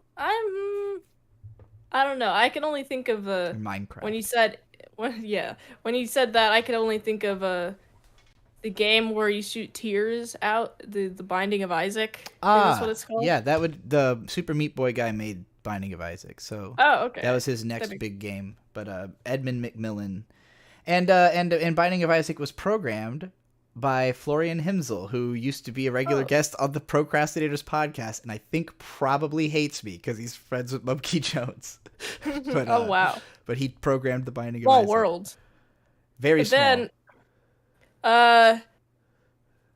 let's see. Team Ninja. This is one of the big exclusives for the original Xbox. Was Ninja by the way, shout out Florian. I don't hate you. I have nothing against you. You're fine. Just in case you happen to hear this or somebody like sends it to you like, Trixie was talking shit about you. No, I wasn't. I was just addressing the fact that I've talked to the dude who I think it's really cool that I, even know the guy who programmed the Binding of Isaac. I am a big fan of Edmund McMillan as like a game designer and art director and everything. But, the fact that a programmer is even required to make the thing actually go, that's something I really appreciate. That like a lot of game designers think that game design means having ideas for a game, and it's like, well, most of it is typing strings of code. Yeah. Yeah, it's almost entirely the programming. Yeah. Yeah, I've tried to program a game before. I'm not good at programming. It's never grasped my brain. Grasp something your brain. The Slides concept right of off. it's Brain just too like what smooth. Can't grip. yeah pretty much when it comes to that. Then this last one, we got the people who did a Ninja Gaiden, which is a very difficult 2005 action game by Team Ninja. They're returning in 2023. It's called Wo Long Fallen Dynasty, which pitched a warrior against an invading undead army in medieval China. That soun's fun. Whoa. It seems it's like it seems like it's like it reminds me, like, I can only just visualize like the Walking Dead era where they're in the prison. But imagine that to be the Great Wall of China, and there's like zombies trying to crawl over that. You know how big the Great Wall of, it's like, well, okay, I'm confused because you're describing a prison is like, like 4 walls enclosing an area, but the Great Wall of China is just one big line of wall. I meant it is one great big line. I'm saying like the zombies are on one side, the people are in like. I think World War Z actually had a scene like that, where like all the zombies like climb up they have a big walled city, and then all the zombies like stack on top of each other to climb the wall. Yeah, that's a better analogy than what I used. Well, I'm wrong. I was gonna say nobody saw World War Z. Everyone saw World War Z. It did extremely well in the box office. No one remembers World War Z is the actual, except for the YMS video about why that movie sucks, which I think is great. Well, I remember there was a vaccine eventually for it. Well, we're not going to talk about vaccines. This show will get demonetized quickly. Yeah, we're going to stay away from that. Well, that was all the video games coming out. That's all the nerdy news we've got. Well, that's perfect because we've got some super chats that it's going to take me quite a bit to actually answer. So we're going to get into them now. So if anybody has anything you want me to rant about, I'm now actually answering all the super chats. I've got like 6 or 7 of them to go through before I get to any ones that are new. But if you want to send any, this is the part of the show where I start answering all the rant requests and everything. Although the first super chat we got on the show from Clovis Beloy, or Ballo, I don't know how you're actually supposed to pronounce that. I realize I've said it a number of times, but I've never been corrected on it. With €2, Domo arigato gozaimasu says, by the way, I beat the boss battle from yesterday, and then a smiley face. Congratulations. The boss, during last night's stream, Clovis lost to a boss. And I was like, I still don't know what game it's in, actually, but but that boss has been conquered. Art makes us better with $5. Domo arigato gozaimasu says, rant about the announcement of Fooly Cooly season 4 and 5, Fooly Cooly grunge and Fooly Cooly shoegaze. Also about how DeMarco said he wanted to make Fooly Cooly sequels forever. Oh, okay. I feel similarly about it, I think, at this point, to how I feel about Homestuck 2. Mint, you read Homestuck, right? Did you read all of it? I only read, read is a very generous term. It is mostly text, so... So I kind of, what I did is I would... Tell me you didn't not read the Pester Logs, because I know people who were like, yeah, I read the first chapter. I didn't read any of the Pester Logs. So I'm like, that's the story! I very quickly skimmed through those because like I was just lordy. Like, oh, pretty visual, click, like, but like I read, like I skimmed through them. I was like, read enough to kind of get what's going on. Not that anybody really gets what's going on in Homestuck. It's way too complicated. But like I did that up to like Act 5 when the trolls came, and I was like, oh yeah, it's the best part of the story. That would be Act 4. I thought it was Act 5. The trolls show up in Act 4. Because that's the first like really long act, and then Act 5 is the insanely long act, and then that ends in Cascade, which was like the whole movie, and then Act 6 is when Act 6 is when they introduced the ancestors, and everything that happens from then on. What happened? What about those the green guy? Forget his name. Yeah, he's from Act 6. Calliope. He becomes the villain in Act 6. Okay, well, I got to Act 4, read Act 4, very quickly skimmed through Act 5, then I stopped halfway through Act 6, because, like, this is too long. So you never made it to Homestuck 2, you don't know what happened. So, Andrew I read Hussey, a tiny bit of the first one. Andrew Hussey, who created Homestuck, he finished it, and then he was like, all right, he made this big epilogue, and the epilogue leads into Homestuck 2. The idea of Homestuck 2 is he's not writing it. It's like a community organized thing where like a group of writers are together deciding the story. And it is so immediately different from the appeal of Homestuck in my mind that it's like, I don't even understand, like it's just not categorically a part of the story to me. It's just another thing that someone else is making that if you like it, cool. Like, I don't know who the fuck is reading Homestuck 2. I've never talked to anybody who's reading it. I don't know if it's still coming out even, actually, but... It's decently new. It's been like 4 or 5 years, actually, by now. Really? It's been a while since Homestuck ended. I thought like maybe only 3 years. Like, it was like at least 2021. I remember like seeing like, oh, it's the Homestuck 2, and like I was caught up on the page because he hadn't put any updates on. Like it was like 2021. I was like, maybe he has a new Homestuck program that I don't know about. I just saw M&M says, I don't understand. How can there be a 4th sequel of FLCL if there was never a first sequel? Fooly Cooly. Sorry, people hate it when you say FLCL, but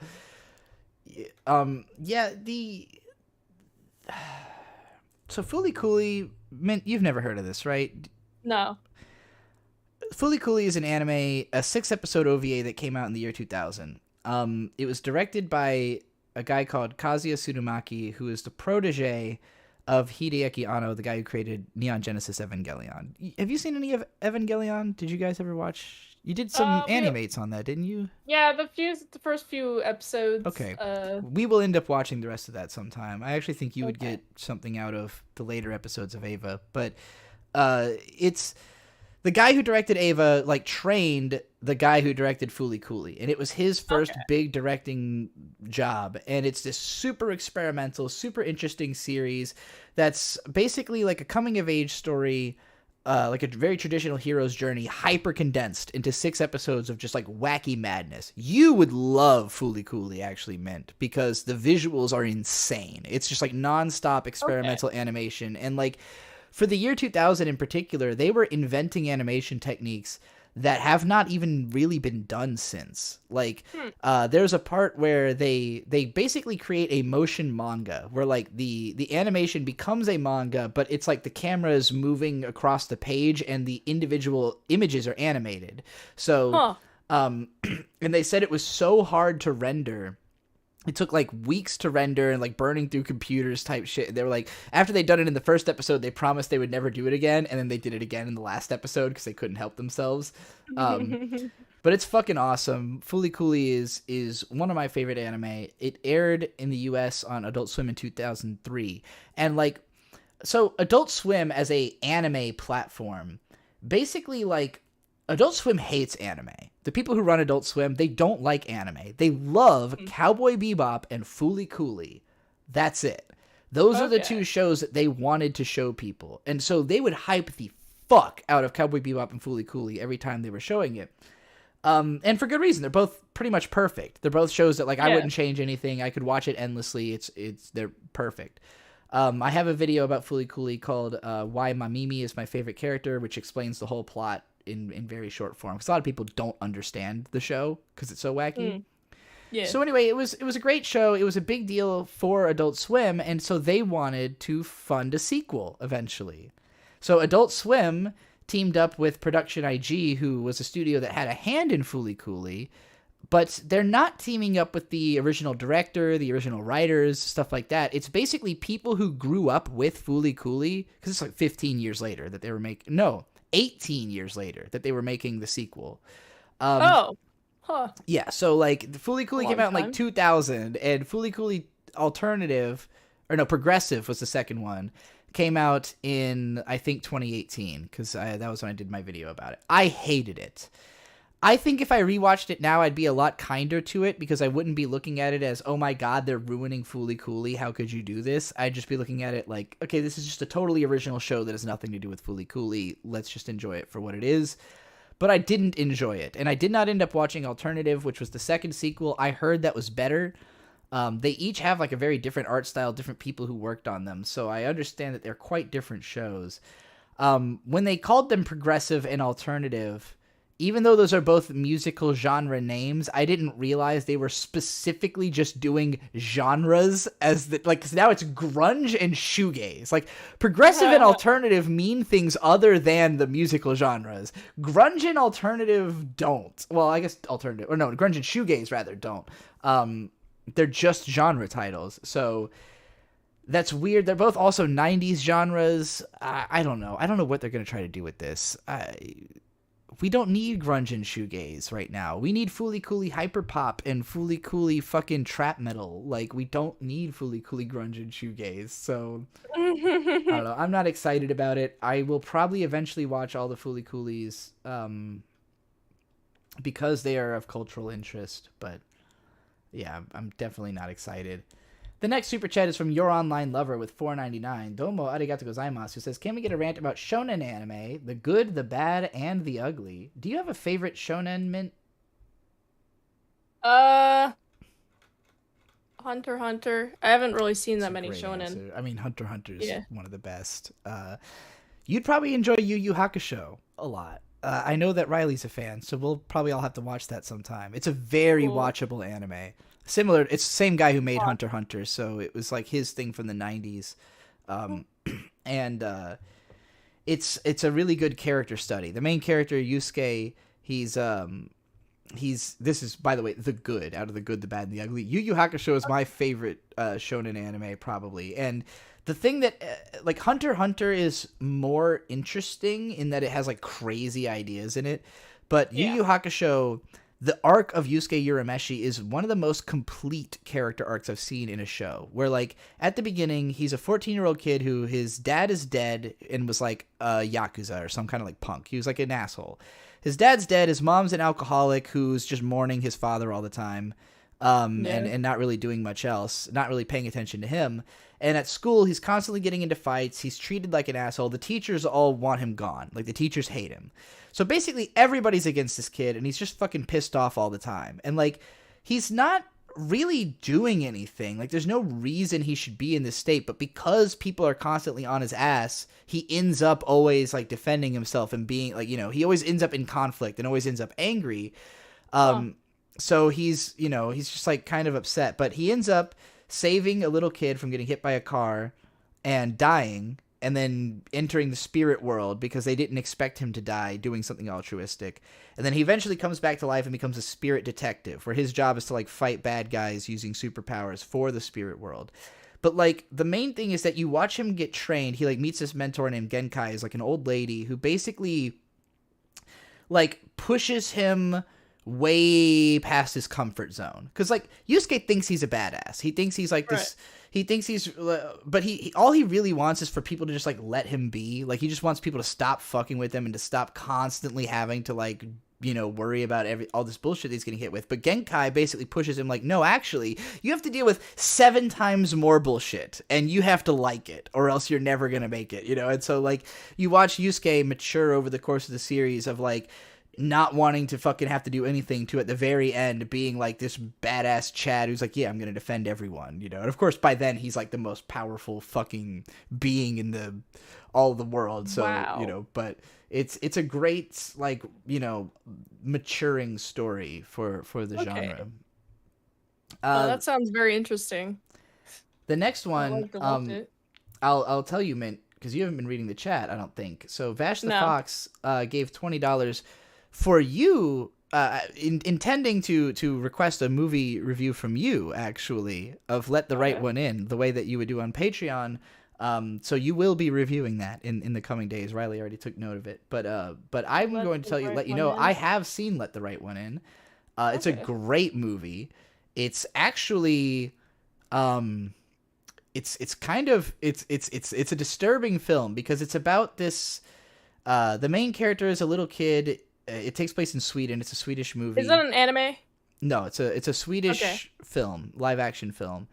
The main character is this kid who basically meets what seems like a girl his age who he is captivated with and sort of falls in love with, but she is actually like a ancient vampire. I don't know how old she is. She may be like 50 or something, but she's a vampire who's trapped at this age. It's sort of implied that she was originally male and was castrated, but seems to identify as female.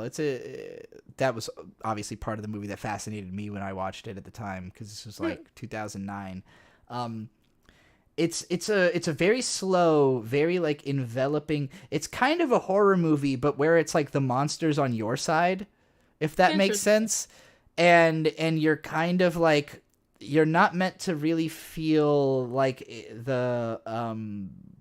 like you are on the main character's a child. So like everything that's happening to them is not their fault. And everything that is the result of the vampire's involvement is not their fault. So it's hard to really say that you think what happens is good or bad. It's just intense, you know, and involving it's just what's happening. Vampires. So yeah, it's a really interesting film. It had an American remake called Let Me In that I've heard is still a good movie from some people, but generally not considered as good or as meaningful as the 2008 Swedish film. But yeah, it's pretty cool. As a person who, you know, had a long time obsession, especially with vampire lollies, the movie, I liked it especially because anime tends to be fetishistic about that, and this movie's not.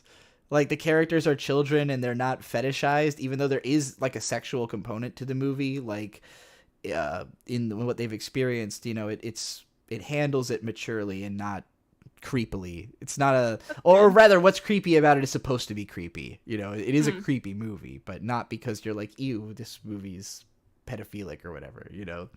Yeah, I get that. The Mr. Grafixable with £5. Domo arigato gozaimasu says, rant about half of the conventional wisdom not applying all of a sudden and how most aren't ready / don't know how to think of original ways of living. That is some really broad, really, that's some interesting statement you're making. Half of the conventional wisdom doesn't apply all of a sudden? Like, what do you mean by all of a sudden? I just think conventional wisdom... I mean, first of all, how conventional are we talking? Because, like, the conventions that we live under now have only been established since, like, World War II. Like, there's very little about the American human experience that is exactly the way it was before that. You know, like, people just live so differently. So if you're saying that, like, the conventional wisdom of the last 50 years suddenly doesn't apply, that might be true, but I think it's very generational, where, like, the youngest people are always going to understand what's going on and have the least that they can do about it. And the oldest people are going to have the least idea what's going on and have the most effect on it. But as they die out and those younger people become older, you see that, you know, that constant progression of things changing and evolving. So it really comes down, like you say, most aren't ready or don't know how to think of original ways of living. That's always been true. Most people live very standard, normal lives, and that's not even worth scoffing at. Like, I think if you can pull it off, that's great. Anyone who's capable of living and being okay with living, you're doing fine. But you know, like, I don't think people who can't think of a brand new way of living right now are fucked. I think people like me who are thinking of brand new ways of living will help those people, or at least, you know, show them paths through which they can, you know, redefine themselves and continue to adapt to the times and everything. So, you know, I do agree with you. Most people aren't ready or don't know how to think of original ways of living, but I don't think that's a condemnation, and I don't think you, like, can't survive right now if you don't understand any kind of conventional way of life, you know? I've super got to piss right now, so Mint, I'm going to ask you to plug tonight's movie review that you're going to do. Talk about the movie a little bit, and, you know, without reviewing it, and just tell people what's and when it's coming out. All right. So I'm doing on the ASC Presents YouTube channel at 8 p.m. tonight. I am premiering my review of Midsommar. I just happened to have the flower crown. I was like, I'm going to review it. If you've never seen Midsommar, it's takes place in Sweden, and it's... How do I not spoil the movie / review it? You gotta really just watch the movie review. It's definitely, like, it's. I can say this: it is a trip, and it gets so far as people are actually on a trip. Speaking, like, drug trip, mushrooms, because that's prominent in Sweden. There is a little bit of that, plus just, like, it takes place entirely during the daylight, and it's a horror film. So you might not think it's a horror film by it being in daylight, but I assure you, the real horror is just the environment of everything. There's also, that's just one of the movie reviews that I'm doing, but every day on my YouTube at ASC Presents, I'm doing daily movie reviews at 8 p.m. Eastern Standard Time. And that's doing them daily. I'm back. I have a bunch of... And also, I do on a Patreon, I have daily vlogs. Yes. For $3 a month on the Patreon. It's just about what I'm doing that day. The day before, and then I post them. By the way, there's 180 of those plus. Like, there's more than 180, like, videos that you would get instant access to by becoming a patron on that tier. It's it's nuts, you know. There is a daily upload. And the Fansly, like, every single time you do a movie review, whatever outfit you're wearing in that review becomes the subject of the Fansly, right? Yes, and also the poses are usually, like, either me posing in this or not in this. Wink, wink. So there's wink. two different sets. One that's in the outfit, and then one that's like a racier set of photos, depending on what tier you're on Fansly.com/ItsMintSalad. I remind everybody. Yes. And also on back to the Patreon, if you want to request a movie review, I do 20 on the $20 tier. You can get one request per 1 month. So every single month that you're paying $20, you get to request another movie review. Yes, correct. Yes, perfect. And Mint's always trying to find whatever outfit she has that best reflects that movie. So, she also gets sent outfits and stuff. It's a whole good time. The Mint Salad Empire is truly fucking... also, you've got JOI videos. Oh, man. Yeah. There is one up right now. I have another one in the works. So the one is just me kind of in nice cute lingerie. Yeah, we know what you all really want. Yeah. You've got doing various house chores, like housewifey type activities. Very housewifey. Like if you want a housewaifu, that's where you go to the fansly.com/ItsMintSalad. I have one up right now where I'm just making your bed. I'm making your bed. You can also talk to Mint in DMs on Fansly, all that you like. You get there GF are experience. More coming bi-weekly. ASMR jerk-off instructions, I hear, also. Yes. Those will be coming up sometime soon. I got one in the works. Nice. Right now, I'm very excited for that to come out soon. All right, let's we'll get back to our super chats now. Thank you for that extensive plug, Mint. MNM with 30 shekels says, "Sup, rant about long-ass story arcs. Why do shonen writers like them so much? What elements make them bearable? By the way, the current One Piece arc is closing in on 150 chapters with mixed opinions." Honestly, I think these almost always work when you go back. I really do think, so the hardest thing I think about both media creation and criticism right now is that, art is a process. It's a process of creation. If you might have the idea all at once solidly in your head, or like a vague notion of it, but the actual process of creating it changes what it is and, actualizes it. And sometimes it really takes the realization of the entire arc before people can really grasp why it was the way it was, or even the author. Like, they might not be setting out to make it as long as it is, but it just has to be by process of how it goes, So I think it's the author is just trying to realize the whole idea that they have in their head, however long that takes. They probably come up with details along the way that make it take even longer. Obviously, Eiichiro Oda's a huge victim of this. One Piece was not meant to be anywhere fucking close to as long as it is, but he kept having ideas for how to flesh it out and fill it out and make it an even more fulfilling story. But so I, at one point, caught up with Bleach in 2008. I read all of Bleach that existed up to that point, and I loved it. I thought that it read perfectly because it's built cinematically. Bleach is drawn like a film. It's drawn like a storyboard for a film. And so every shot is really well composed, and the timing is really well considered, and it feels cinematic.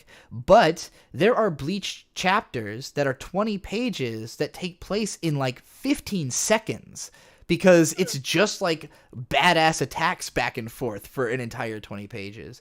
And so once I was caught up with Bleach and I had to read it week by week, so fucking little happens because you're watching a fraction of a scene. In a movie, this scene is 5 minutes long, and when you read the manga all at once, that scene is 5 minutes long, but that scene might be 6 chapters. That only takes 5 minutes to read. So that's one scene that you're watching for 6 weeks. And as a weekly reader, that's incredibly painful. And I remember even when Hunter x Hunter 2011, the anime started, or rather when it first came out, or was airing, people didn't like the Chimera Ant arc because it was 70 episodes. And there's one episode, I remember, this is the first episode of Hunter x Hunter I actually saw because I just popped into my brother's room while he was watching it. And it's the one where half the episode is just Killua running in slow motion down a hallway while the narrator goes into extensive depth of all the consequences of him having turned around for a second. And you know, like, I could understand why, if you're waiting a week for a new episode of Hunter x Hunter, and what you get is this incredibly weird little, like, pocket of basically nothing really happening, then it's frustrating. But when you watch the whole thing in order, that episode is in between episodes where things are happening, and it's setting up, you know, like, it's just another part of the scene. But it's one... It really is like 35 episodes that comprise one scene, one ridiculously intense scene. So, you know, when you watch all that at once, which I did, I literally watched 35 episodes in a row. Like, me and Victor sat down and watched the whole second half of the Chimera Ant arc, and it was fucking incredible in that way. But there are moments where you get frustrated, where, like, it's taking a little too long for something to happen, or characters having a little too much dialogue, and you just want to know where this is going. But then when you rewatch stuff like that, and you already know where it's going, those are the moments you appreciate the most, because those are the moments that flesh out the characters that now you do care about because you have seen what they're going to do, and you appreciate more that they were fleshed out so that you knew who they were before those things happened, you know? Yeah. So, yeah, I think what makes them bearable, mostly... consuming them all at once. If you can, you know, marathon the thing, it's unfortunate that that's not the way people are going to experience it, but there's no way to make it faster. Like, you know, it can only go as fast as Eiichiro Oda and his team of assistants are literally physically capable of making the story, which they're already doing at a rate that's like inhumanly fast, you know, and the story is already inhumanly long, but it is kind of like, why not push it all the way? Like, why not make it as detailed and expansive as you can, because then when people go back and read through the whole thing over and over again over the years, they're going to love that you did that, you know? So, yeah, I think any good story, I also feel this way about the MCU, is that, like, part of what has made it work is that they future-proofed it so well that they, like, had the expectation people will watch all of these, people will marathon this, you know? And so it makes more sense when you watch it that way. It all fits together more sensibly because you can see how they were already planning it, you know? And where the plans went awry here and there and stuff like that. Kira Lu with $2. Domorigato gozaimasu says, just saying hi, and a cute little face. Thank you, Kira. Always appreciate it. And then the Mr. Graphicsable with £5 said, rant about personality tests. They all suck. With all this public interest in psychology that they can't even think of something better than horoscopes. So, I don't hate the MBTI personality matrix. The whole, 4 letters that describe who you are or whatever.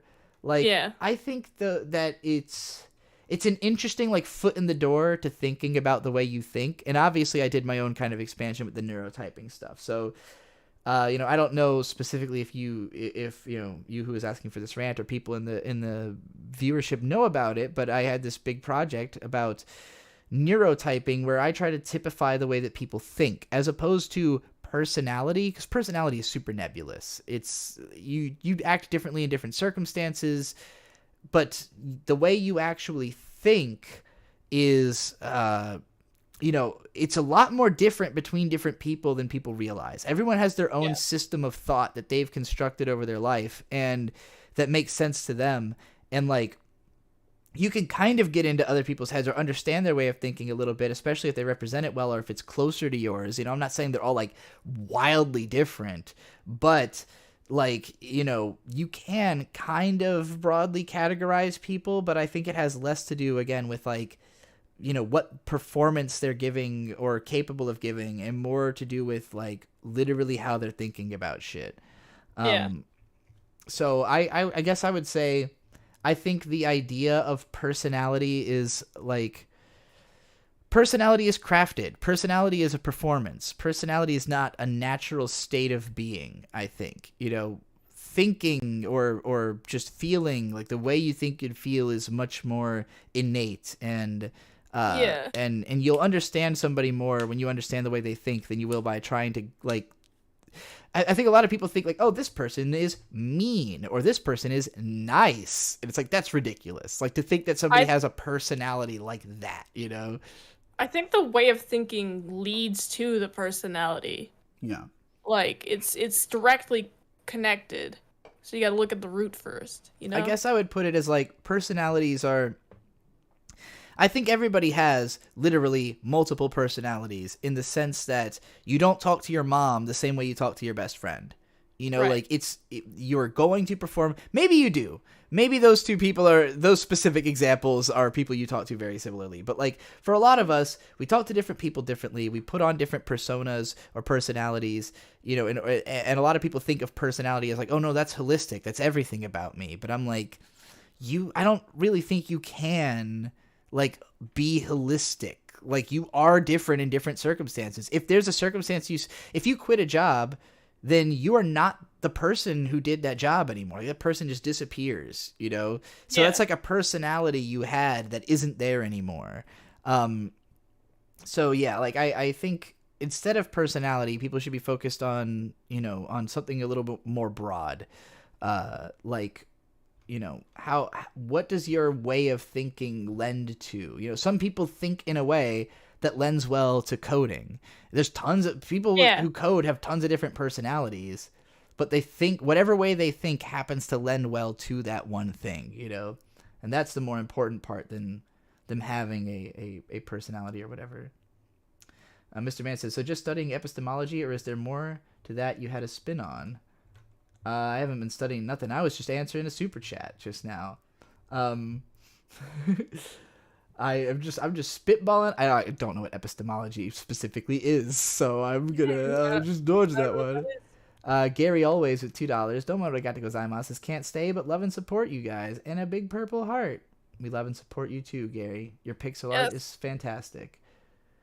Glad you've been sticking with us for the few years.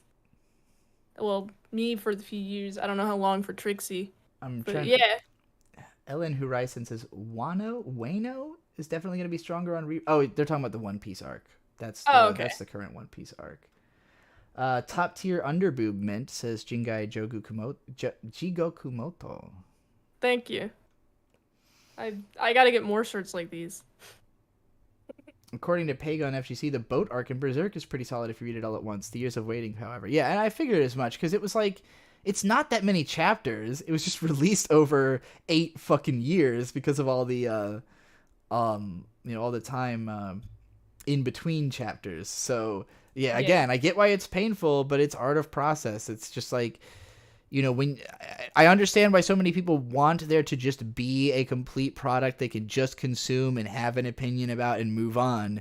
But I really hope that more and more people accept that it's actually like less reasonable to expect media to like be complete or whatever when you consume it, rather than just having a relationship with the media that like evolves and goes on, where like, yeah, when Kanye first released The Life of Pablo, it was incomplete, but we didn't know that, you know. And so like I remember when Fantano first went back and re-reviewed The Life of Pablo, like when it had been long enough since the last update that it was clear he wasn't going to update it again.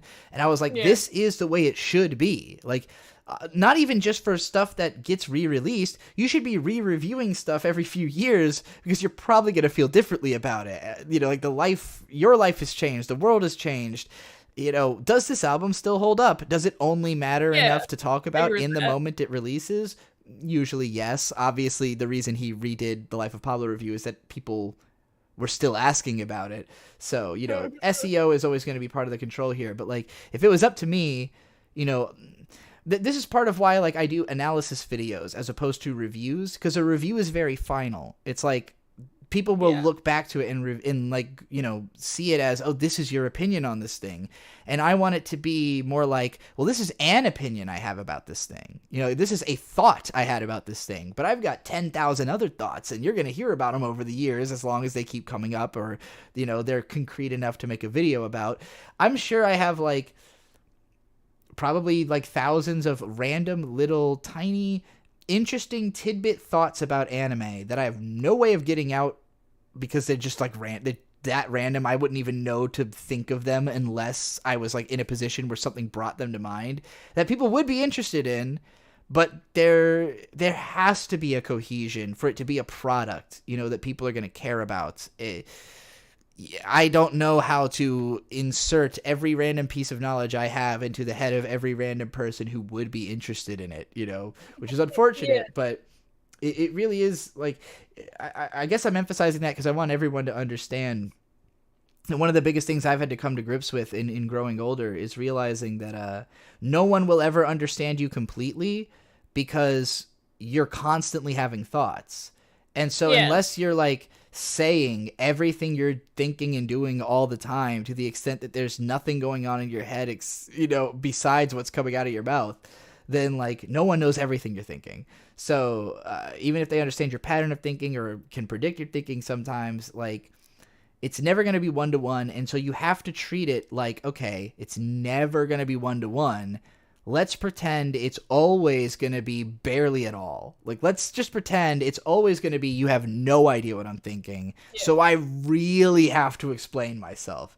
And that's the approach I'm trying to take to life in general, is like just assume that no one's seen anything, or they don't remember, or they forgot, or they didn't understand the first time, or, whatever reason there might be for why someone doesn't understand me 100%, assume that already happened. And it's always happening. And so every single time you have to explain yourself like it's the first time. And I know everyone hates doing that, but I really think that's a weakness. I think like hating to repeat yourself, hating to explain yourself, hating to feel like you have to say what you want in order to get what you want, those are all problems I have in my life that I'm trying to overcome, where it's like, this is something that women are often teased for specifically, of like expecting men to just understand what they want. It's like, well, if I have to ask for it, then it's not worth getting. And it's like, well, if you always have to ask for it, like just fact of life, you have to ask for it. No one's ever going to assume you want something. Everyone's worried about their own shit. For someone to take the time to worry about what you're doing is so considerate that it's like beyond the pale. Like they're forgetting about themselves to think about you even once. Like for you to expect that to be happening all the time, it's a little ridiculous, but it is kind of how we all live. We want to be able to just be like comfortable and be ourselves, but it's like everyone feels the same way. And so like whatever you feel like you're not getting from someone else, that person also feels like they're not getting that from you, Yeah. And so if you've got someone who is capable of like expressing what they want, then you have to be able to express what you want, as well in return. Hey, Trixie. Yes. While you're during like the 5 minutes in which you were talking about that, look what I drew. Holy shit, you drew all that just now? Yeah. I like this almost like cubist look you've got going on here. It's very organized, especially the square face. But this is interesting. I always start with the face and then go down. That's how I draw. It's a very pop art. I like it. Kind of super flat in a way. It's dope. All right, well, I'm pretty much out of stuff I wanted to talk about, and we're out of super chats to read. So we're going to wrap this up. Mint Salad, remind us all again where you are found. ASE Presents.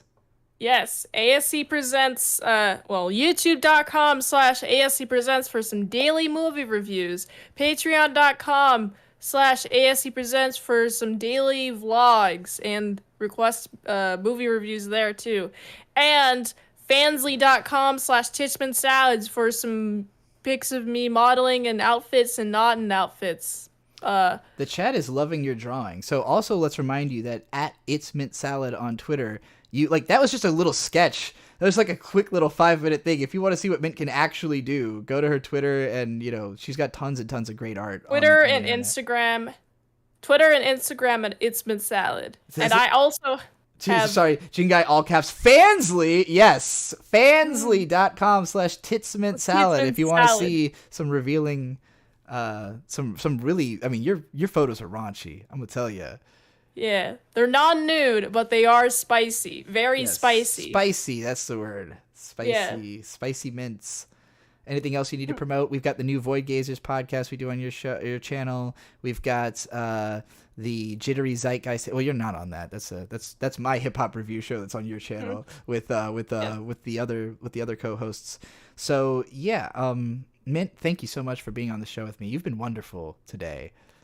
I love the outfit. Thank you for hosting. I love the outfit. I love the attitude.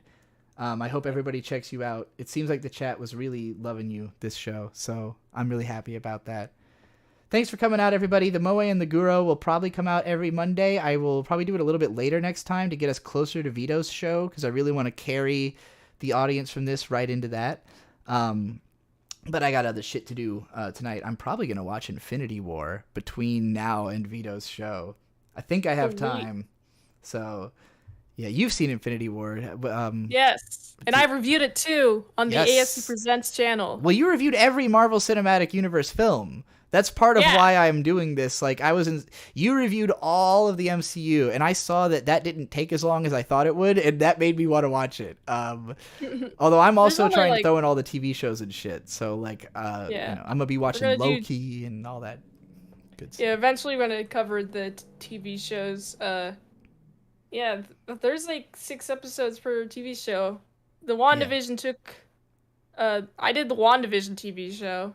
That one was kind of a big project because I had to watch the episode, then record, then watch and record. But there's 9 episodes. Right, so and that took pretty much all day. Yeah.